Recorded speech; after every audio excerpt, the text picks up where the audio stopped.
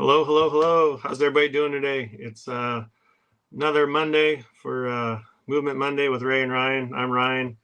My buddy Ray is out of town doing some family stuff today, so he can't be with us. But I have my good friend Elli with me today. She's one of my coaches at the gym.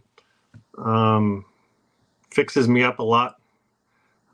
Gets me moving in the right direction.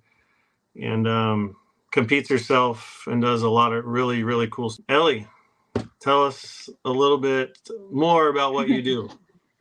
Well, I am a CrossFit instructor over at CrossFit Century. I've been doing it for, I think it's like almost 3 years now. I really like it. The people are pretty cool. So the community is what brought me in. So that's been pretty amazing building friendships through there. I do Olympic weightlifting on the side for fun. So that's been interesting. I've been dealing with some injuries myself, but been trying to rehab those and finally feel like we're on a good path to where I think we're on the up instead of the up and then back down and up and then back down. So I think right now we're like steadily up to where I don't want to jinx it, but hoping injury free for at least a little while. So Yeah, no, that's great. I've obviously met Elli going to the CrossFit gym, and we've become friends, and we run a lot together outside of training in the gym. But I think Elli, you're not very big, but I think no. maybe pound for pound, you might be one of the strongest people I know. Oh, okay. I mean, Yeah. for your tiny little frame, I've seen what you can do when you're healthy, hmm and you can throw some weight around. I can, yeah.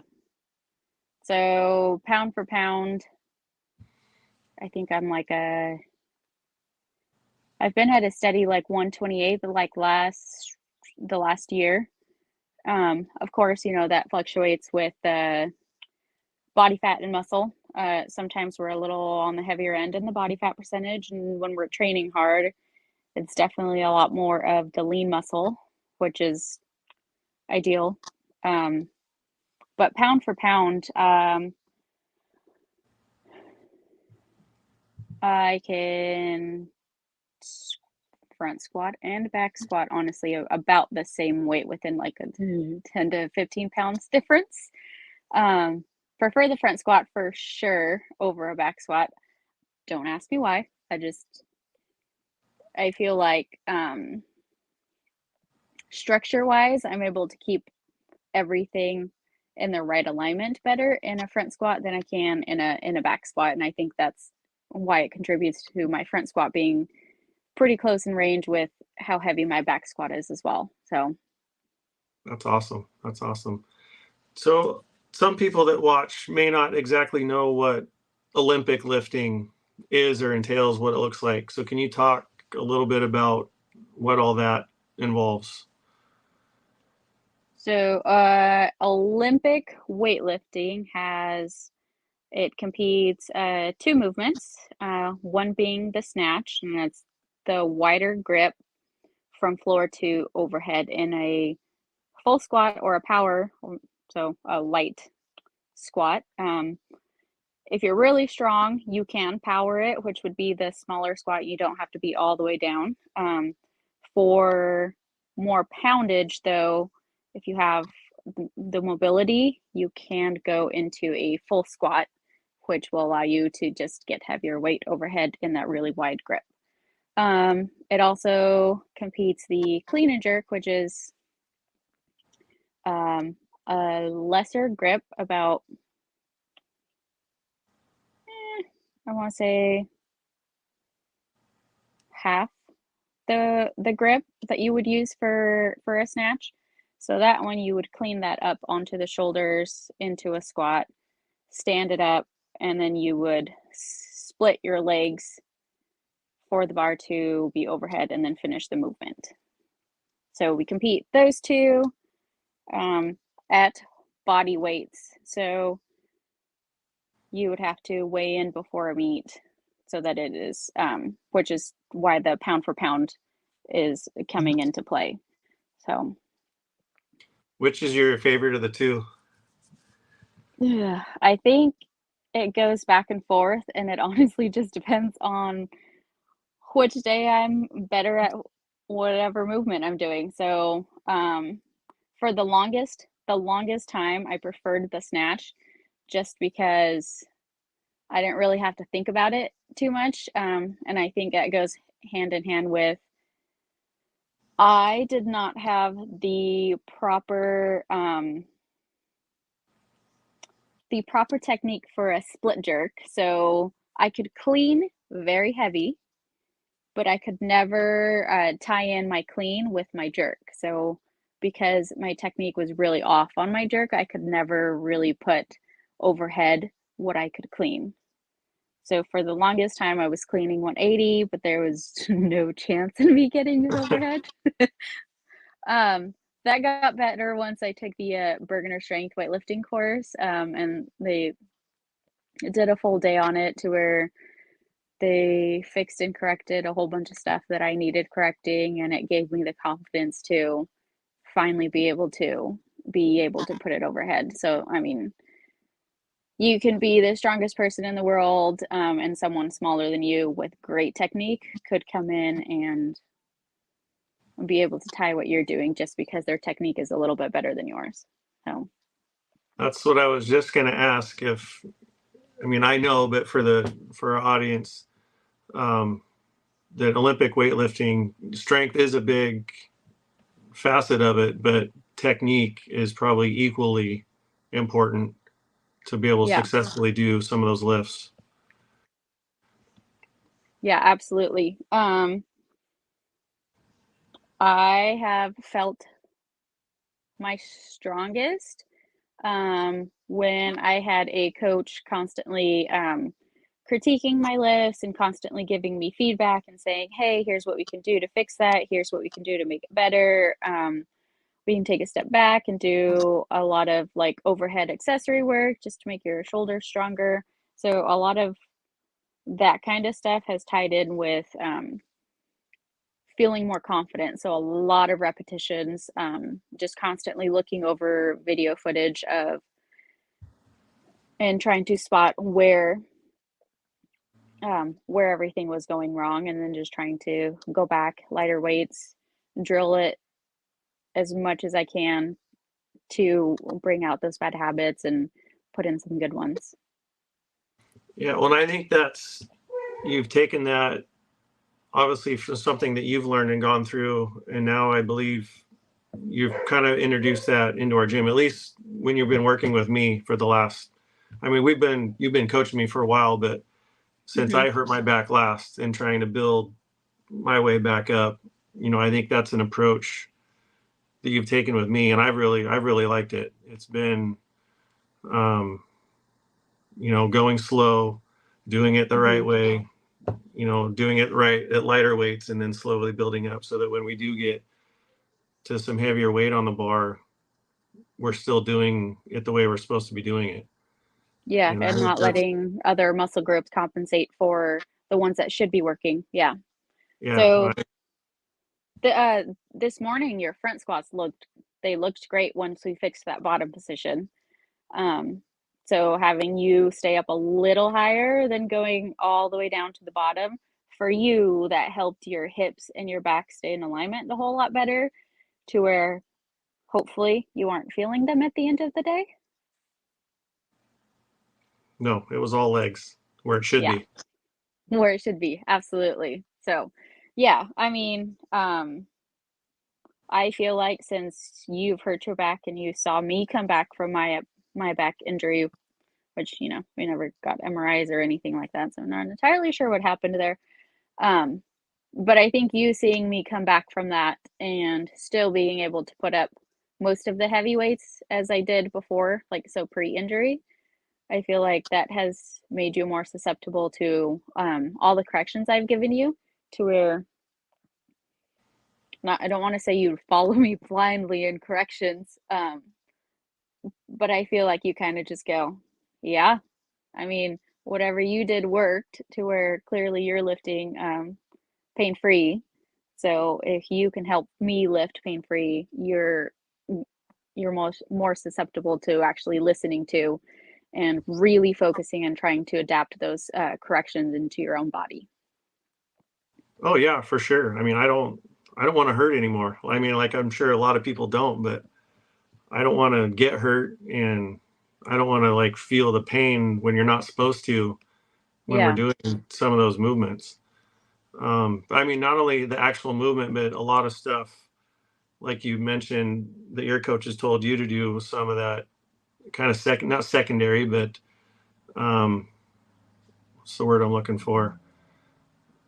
Alternative stuff to do, like, when they had you do shoulder stuff to help strengthen that. I mean, you've Hmm. shown me a lot of things that help other parts of my body to make it overall work better in the stuff that we're trying to do.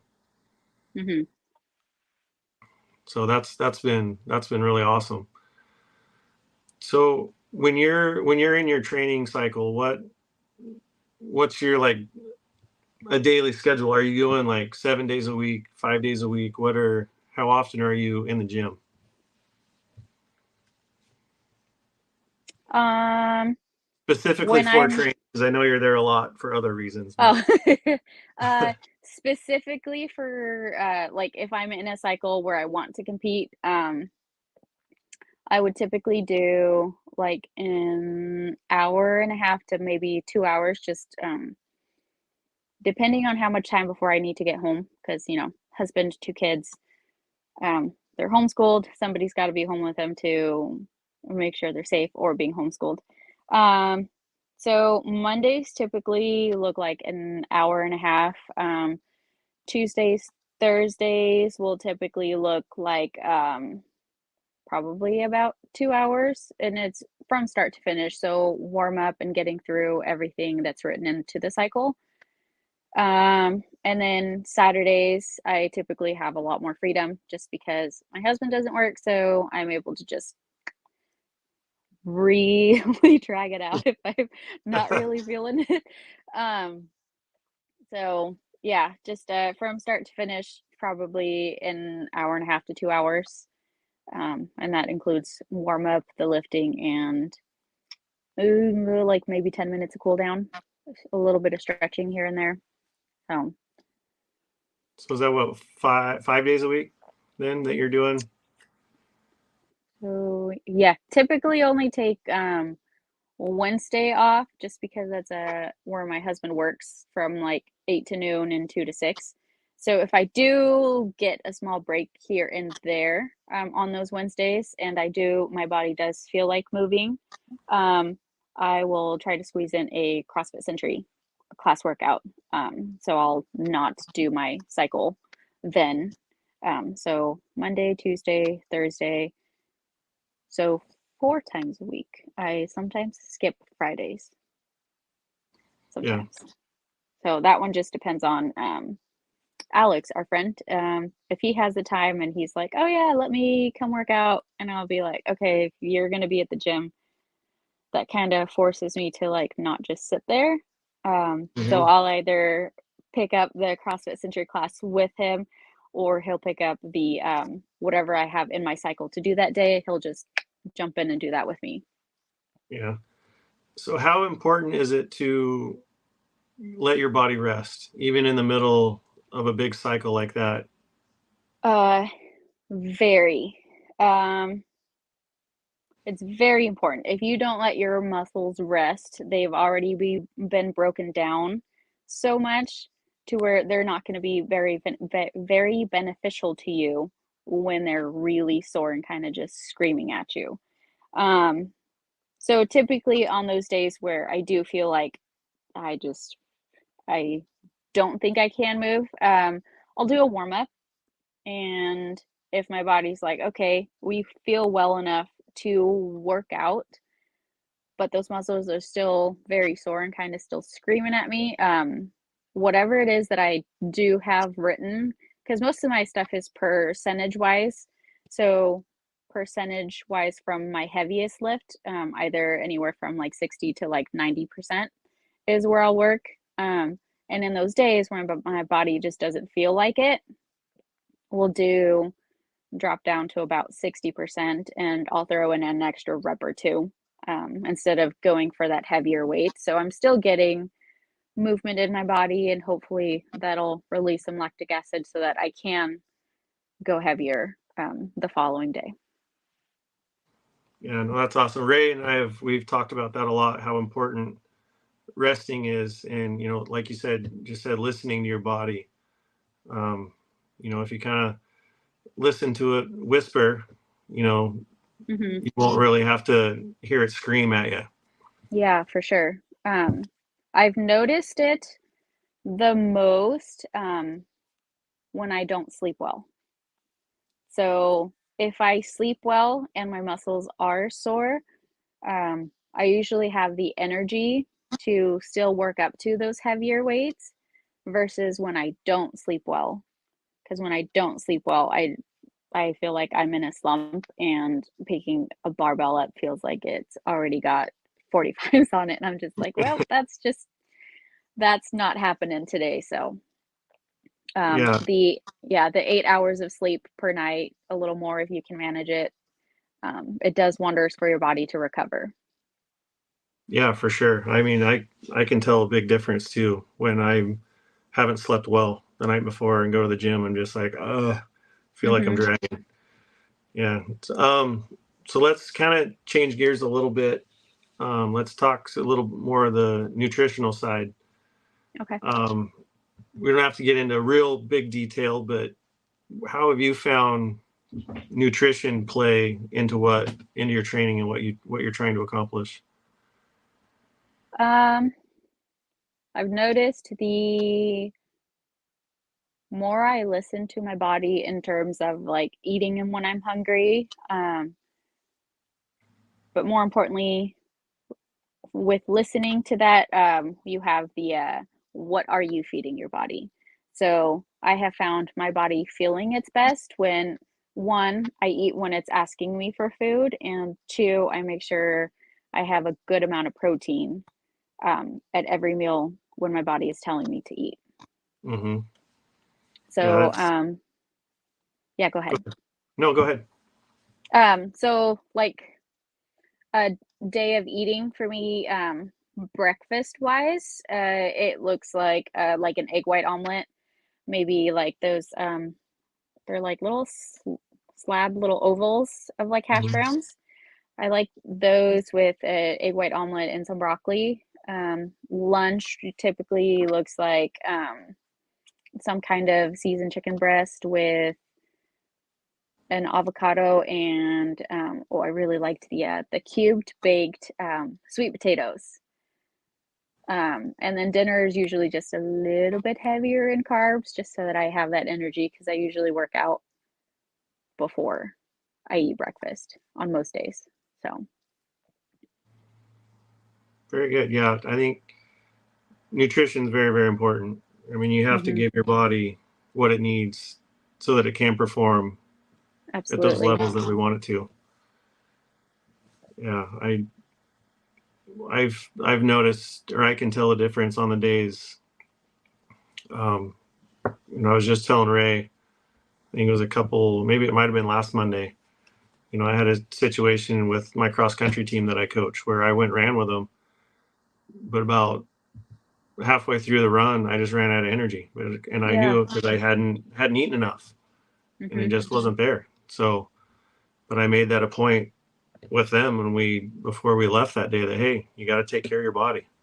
I just felt guilty of it. You saw me; I couldn't finish the run, and I know it's because I didn't eat, and it's my Mm-hmm. own fault. But that's how important it is to take care of your bodies, even starting at a young age that they are, and even younger. I'm sure you're instilling that stuff in your kids. Say, hey, we got to take care of our body right out of the get go. So very, very Yeah, important. that's absolutely. So sleep and feeding your body nutritious food. So vegetables, healthy carbs, all that stuff. And you were more than welcome to have treats on the side. You don't have to limit your treats as long as your meals are healthy and nutritious and well balanced. Yeah, absolutely. Couldn't have said it better. No, that's awesome. Um, I think, and do you supplement at all? Like protein powders and Yeah. whatnot, or Yeah, I just that or do. multivitamins or anything like that. So multivitamins, I do the subscription Care of. So you go onto their website and they'll give you like a quiz of like, what do you think your body needs? Do you drink milk? Do you do dairy? Do you do seafood like fish and whatnot? And because I don't do either of those, they'll send me like I think they're calcium, fish oil. I get um, magnesium for muscles, and then I get one for skin in my eyes because I had eye surgery. So with that subscription and the quiz, it'll tell you what you should take, and then you can choose whether you want to keep that in your subscription or not. And then they send you a monthly package, and they're all individualized. So instead of having to open up a whole bunch of bottles and pouring them into different containers, they're already separated for you. You just have to open the package and take them. Um, Protein wise, I do the Elite Fuel, the vanilla whey protein. It's Hmm. the only one I've found that does not mess like with my gut lining and just make it hurt after I take it. Yeah, very good. Yeah, I think supplements are very important, I believe. Because I Hmm. think even, eating healthy, but, food today just doesn't have the nutritional value that it used to. No, it I think doesn't. the ground, we're pulling everything out of the ground, but nothing's getting put back in. So when we're growing food and Hmm. doing all this stuff, raising food, it's still not as healthy as it used to be even 50 years ago, Yeah, for 60 sure. years ago. So I think that's super important. And we'll talk more about that off camera. No. Probably on a run tomorrow. It'll be the Yeah. topic of conversation. Yeah. Do you have anything else you want to talk about um, on the topic? on the topic. Um, Just fitness and moving and no, I mean, moving wise, you don't have to start with a gym membership. You can start by adapting like a 20-minute walk a day. Um, just getting up and getting out and getting fresh air. I know Washington or Pacific Northwest, we get a lot of rain. Um, and me being someone who's cold constantly, like just about year round, unless it's like 95 degrees. Um, Even just getting outside for a walk, throw some warm socks on, throw on a good coat, just getting outside for a 20-minute walk and some fresh air, I think will really help a ton. Um, you can start with body weight exercises. You don't have to add heavy weights in immediately. Nutrition wise, of course, I'm not a nutritionist, but even starting out with changing one, I don't want to say bad habit, but like just one thing that isn't super healthy for you and just taking that out. Just so starting with one thing and switching that out, taking it out for a month and just even seeing how you feel. And then if you're like, hey, I feel great taking this one thing out, you can take it a step further and take another thing out. So it doesn't have to be super complicated. It just can be small little things that you change for yourself here and there. yeah, that's awesome. That's really great advice to get started. Very, very good. Well, I guess we'll wrap it up then. Ellie, I can't say thank you enough for joining me tonight. I really appreciate it. Oh, absolutely. It was a pleasure. Yeah. Those watching, if you have any other questions, you can reach out to myself. We'd be more than happy to answer. And other than that, we will sign off and we'll see you next week. Elli, thank you again. Oh, thank you. Thank you for having me. All right.